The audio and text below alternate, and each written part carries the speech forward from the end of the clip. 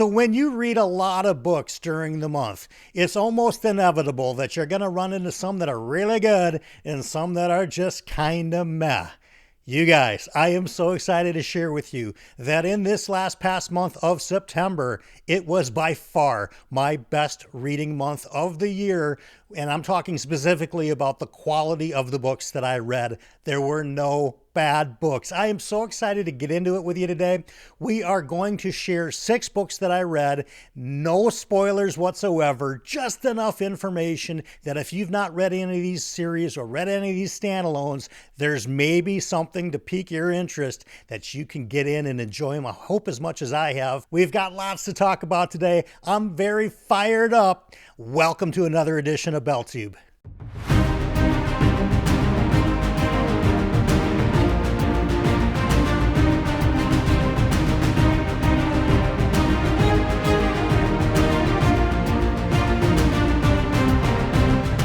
It's great to have you guys back for another edition of BellTube. We are going to talk about the 6 books that I read in the month of September, and I hope you find one that is just so interesting to you that you run out and pick it up. We're also going to do a one for the road today at the end of the episode, like we always do, and I'm going to talk about taking interest.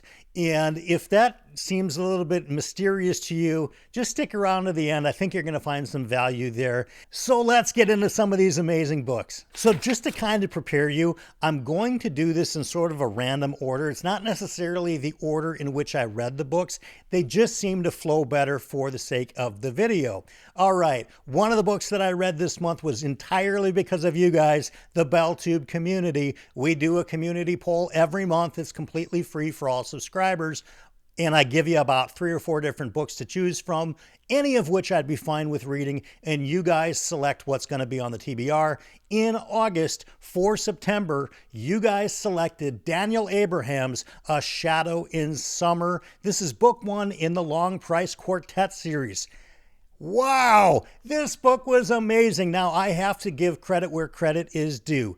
Both Alan from the Library of Alexandria and Tori from the channel Tori Talks have been on me for months about starting the Long Price Quartet. Same with Pete from Ponderings of Pete. All that corner of BookTube are such big fans of the Long Price Quartet, and now I know why.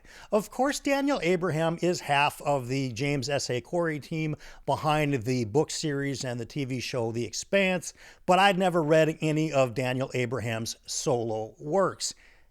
You all know me quite well, and you all thought I would love it, and you were right. This book is incredible. And the coolest part about all of this is that the entirety of the Long Price Quartet, all 4 books, is about the same size as one Brandon Sanderson book. So each book is only like about 300-ish pages or so, and in the world of fantasy, that is a very alluring book to go grab when you're only talking about 320 pages. I don't want to get into the premise of this book very much because I went in entirely blind and I found it to be much more valuable than having some kind of a preconceived notion of what the story of the book is. I will say the particular way that Daniel Abraham incorporates magic into this series and into this world is completely unique to anything I've ever read in the thousands of fantasy books that I have encountered in my life.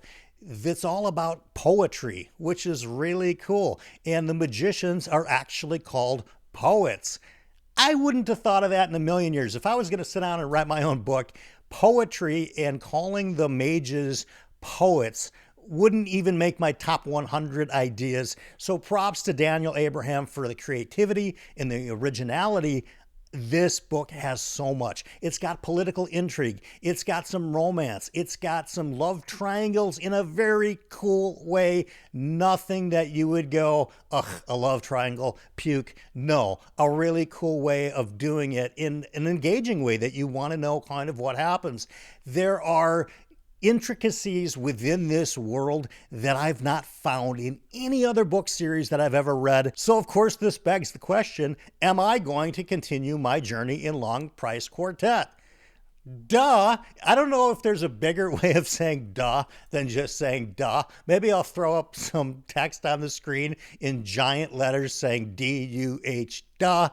Yeah, this is a fantastic series. I am so glad you guys voted it in. I can't thank you enough for picking this book. I can't thank Alan and Tori and Pete enough for pushing this up to the top of the community poll list for me to want to get your guys' opinion on it. Let's move on to the next book. But yeah, I have to say, A Shadow in Summer, a total winner for me. Moving on to another fantastic book. This is a standalone. This is the book that we read for the Quilluminati. Of course, the Quilluminati is a very, very secretive group consisting of myself, Mike from Mike's Book Reviews, Dr. Philip Chase from Philip Chase, The Best of Fantasy, and my brother from the South, John over at Talking Story. Now, this month, Mike picked the book that we are going to read for the quarter, and he picked Ordinary Grace by fellow Minnesotan William Kent Krueger, and we did a whole spoiler and non-spoiler talk over on Philip's channel. All these guys' channels are going to be linked in the description today. Ordinary Grace. I didn't know what this is about. I'd never even heard of William Kent Krueger, and that's bonkers because he's from here. And after reading this book, I went to Barnes & Noble and saw that William Kent Krueger has an entire table set of books. I don't know. I guess I just missed it. Now, this is not fantasy. This is not science fiction. This is like slice of life. If anything, if we were going to put it into a category, I would put it into mystery. But I would actually say it's more literary fiction that incorporates a mystery into it than a flat-out mystery book. The characterizations in this book are so good. I cannot tell you, living in Minnesota, how accurately William Kent Krueger just nails the sensibility of how Minnesotans tend to think and how they react to each other. Yeah, this book is set in the 1960s, but not that much has changed when it comes to personality styles here in the state of Minnesota. Now, this does not take place in Minneapolis or St. Paul. It takes place in rural Minnesota in a fictitious city, which, according to the geography of the book, is about 2.5 hours southwest of where I am here in Minneapolis. William Kent Krueger, where you been all my life? And Mike, thank you for recommending this book for our Quilluminati quarterly read. This talks about family connections. This talks about growing up in an age that maybe didn't have all the distractions of today's society where you really had to go make your own fun. This talks about having goals and relationships, and sometimes they don't really coincide. This talks about the horrors of coming home from a war, because the father in this story is really planning to be an attorney his whole life. He goes off to war and he comes back as a minister, as a pastor, because he's not interested in becoming a lawyer anymore. Somehow war has changed him, and all the ramifications that go along with it, because of course his wife, she thought she was marrying an attorney. In fact, she was marrying a man of the cloth, and that is maybe not exactly what she had in mind when she got married in the first place. There is so much drama here, but I have to say, none of it was boring. It's page-turning stuff. It's not a thriller. It's not like short, quick, snappy chapters like a Blake Crouch book that you just have to get to the next one. It's not like that at all. It's really paced evenly throughout the entire book. And the best part about this is that the Quilluminati all loved this book. And that was my hope in forming this little book club in the first place, is that we could find books like Ordinary Grace that were totally off all of our radars and all come to enjoy them. That didn't happen so much with the first book that we tried for Quilluminati. If you're unsure what I'm talking about, go over to Mike's Book Reviews and do a search for Quilluminati. If you can spell it, then you can win it. Anyway, that book was maybe 3 out of the 4 of us liked it, but this one, all of us liked it. And I'm really excited because coming up in December, we are hosting the Quilluminati here on BellTube, and I am excited to share that book with you. I'll put it up right here so you can see what it is. All right. And by the way, it is a Bernard Cornwell book. And I love Bernard Cornwell because I love the Warlord Chronicles. All right, Ordinary Grace, I've talked about it enough. Go get this book if you haven't read it yet. Let's move on to the next one. So if you would have asked me, any time prior to, say, like May of this year, if I had a middle grade book on my TBR, I probably would have said, what? Like, who are you even talking to? Middle grade? No, I don't read middle grade books, and I haven't read middle grade books since middle grade. Okay, but then I was introduced to the Tenacious Tale of Tanna the Tendersword by Dewey, Conway, and Bill Adams. This was part of my assigned 6 books that I needed to read as a subjudge for Spiffbox, the SPFBO competition that I am a subjudge on Team Philip Chase. There are 300 books that were entered into this competition, all by random lottery, and this one landed in my lap, and I have to tell you guys, I am so glad it did. I read 6 books for this competition. This happened just by chance to be the last one that I read. I read it the first week of September, and I was totally blown away. I was blown away so much that I put a middle grade book through as my semi-finalist to Philip Chase. I've talked about this in other videos, so I'm not going to get all that into it, but it's a really fun book. And if you've got people in your life that are of that middle grade age, the Tenacious Tale of Tanna the Tendersword might be something you want to share with them. Maybe they want to read it on their own. Maybe you want to read it to them. I don't know, but I have to say, it's a ton of fun. And as an adult, if you're looking for a palate cleanser, if you have just read something big and heavy and dark and dense, and you want something light and fun and just something that is a feel-good book, I'm recommending the Tenacious Tale of Tanna the Tendersword. I think I just like saying that title a lot. Anyway, this is a big recommend for me. Just fantastic. Super excited that I got to put it through as my semi-finalist. Let's move on to the next book. All right, now we've come to the part of the video that we do each month. Now, I wasn't sure he was going to be available. And to be honest with you, I wasn't sure I even wanted him to be available. But it turns out that this particular section of our monthly recap is in quite high demand. Now, he's not inexpensive. And to get him in a non-hot tub related environment is not always the easiest thing in the world to do. But I have to say, you guys asked for it for this month of September. I give you Rick's picks with the one and only Rick Thunder. Guess what, everybody? It's me, Rick Thunder. I'm back, and that's a fact. Okay, so for the month of September, you guys got me reading a lot of books, right? And so all of a sudden, I decided I have to be in theme, right? Because Rick Thunder is all about having a good theme. Because back in the 80s, we had so much synth pop theme going on, I have to bring it into the 2020s. Okay, so I read this book by... I'll tell you about who it was later because I met him. I talked to him because I'm Rick Thunder, and that's a fact, okay? So I read this book called Red Country, right? And so I read this book thinking, okay, everybody in this book dresses like me, Rick Thunder. And that's a fact because it's Red Country. They have to wear red, and that's my color. So I read Red Country, and you know what? I don't think they were wearing red. So I called the author. Joe Ninefingers. And I said, Joe Ninefingers, it's me, Rick Thunder. Why isn't everybody wearing red? And he said to me, Joe Ninefingers said, Rick Thunder, I know. The problem is if we made a whole country with Rick Thunders, we'd have to change the name of the continent to Thunderworld. And then I started thinking, that might be the next album cover. That might be the next name of the album. Thunderworld. We're going to find out. Joe Ninefingers, you rocked with this book, Red Country, even though they weren't wearing red. But then again, who can wear red quite like Rick Thunder? And that's a fact. Well, thank you, Rick Thunder, for whatever that was. Yeah, I'm going to just let that speak for itself. And let's move on. Okay, let's talk about some Audible books before we get to my book of the month. So in the month of September, I did 2 audiobooks, and you know what? They were both by the same author, Erik Ugland. The Bad Guys book, I don't even know what book number we're on, but it's called 2 Lies, 2 Thrones.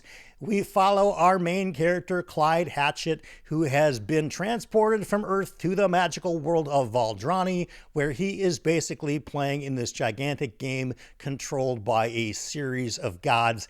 I'm not going to get into the whole breakdown of the Good Guys and the Bad Guys series. I do that in other litrpg, more focused videos, but suffice it to say, I absolutely loved this book called 2 Lies, 2 Thrones. It's narrated by one of my top 2 favorite narrators in all of audio. Of course, I'm talking about the great Neil Helligers. You guys, I am dying on the Neil Helligers mountain. I've said that exact same thing on a few things here now. Some of you audiobook friends of mine that do like litrpg, I don't know what you're doing if you have not started the Good Guys books yet. Book 1 is called One More Last Time. It's fantastic. The other book that I read, again out of the Ugland catalog, is called Bad to the Throne. This is in the Good Guys series. I think it's book 15.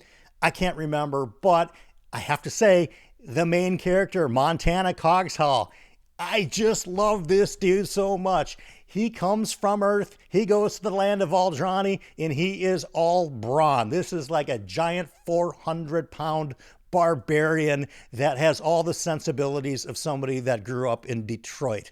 I love the Good Guys series. I absolutely loved Bad to the Throne. Again, I'm going to talk about him forever. Neil Helligers just rocked it on this particular audiobook. That's all I really have to say about those 2 books.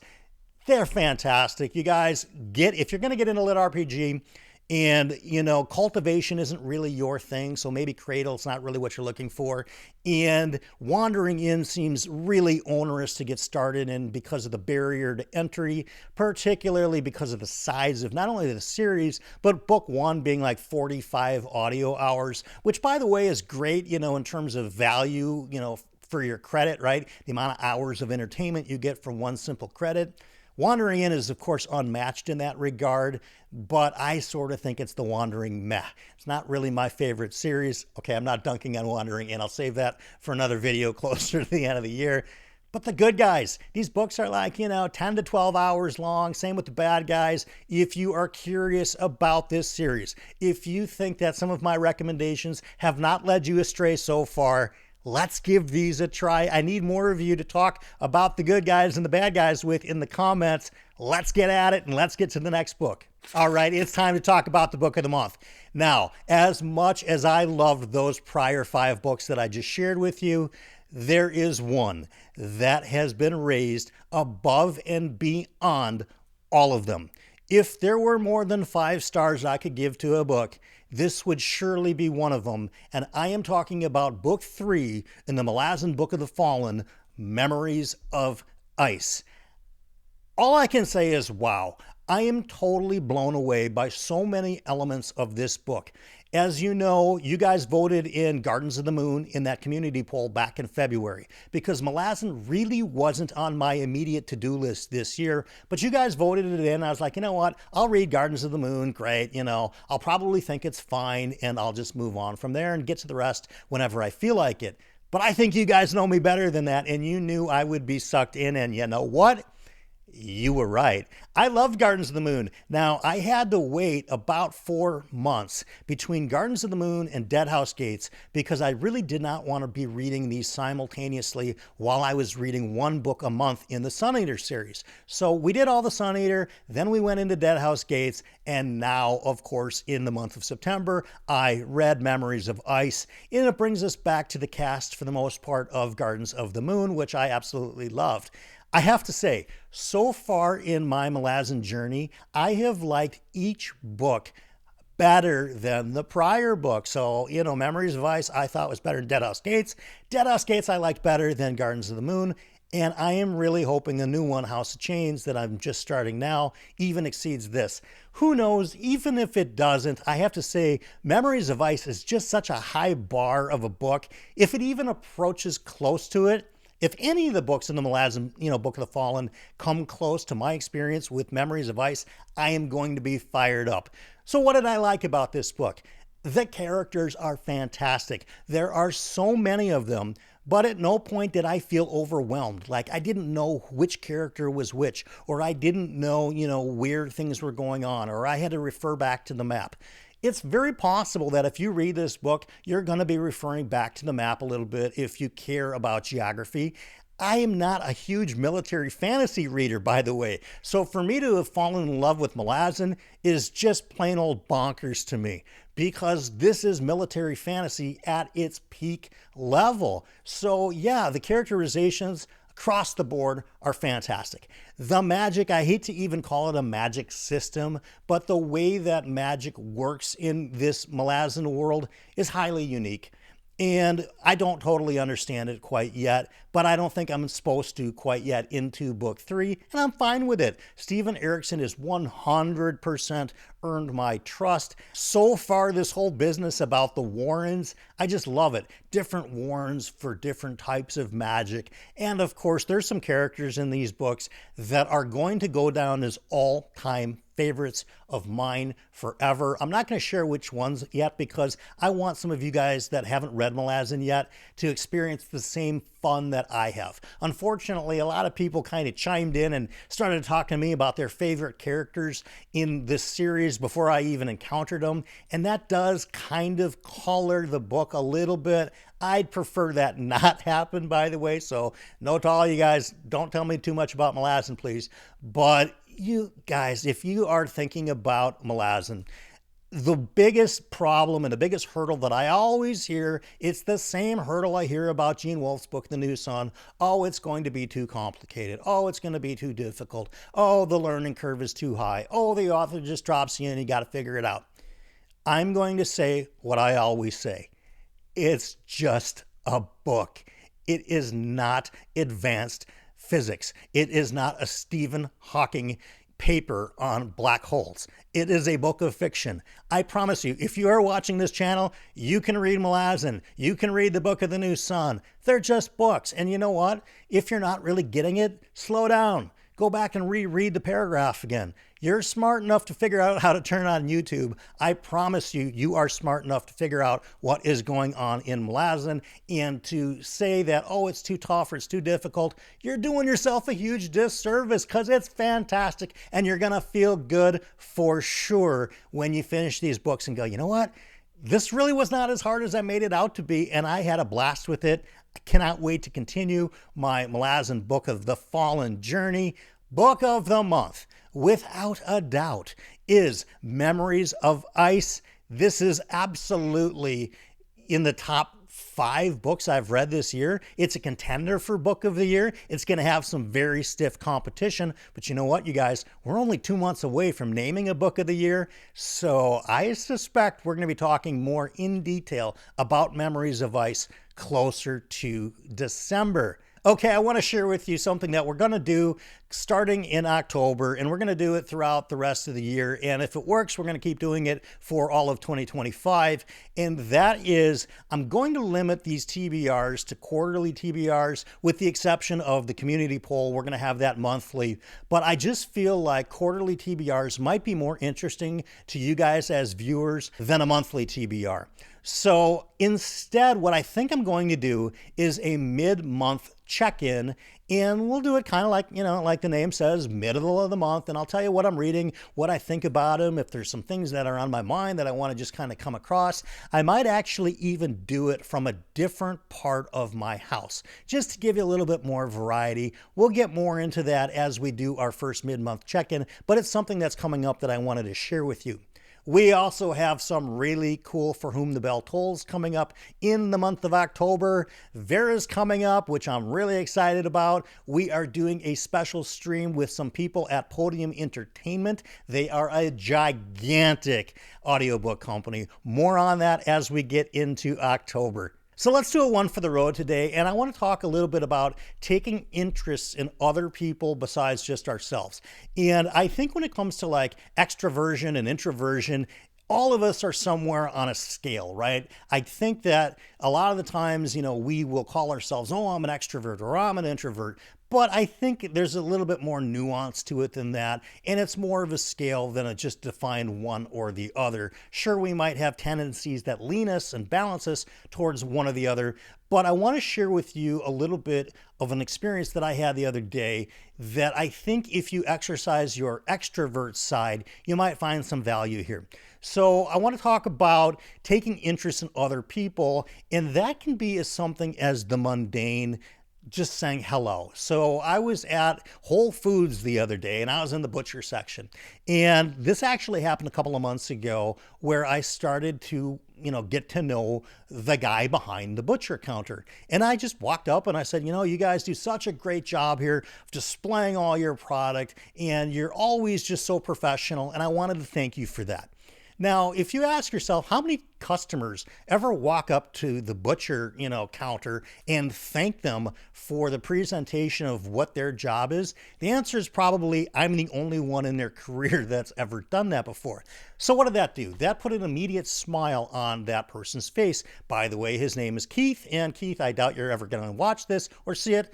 But hi, Keith. Anyway, so we fast forward about a couple of months, down the road, and now it's just last week, and I am back at the butcher section.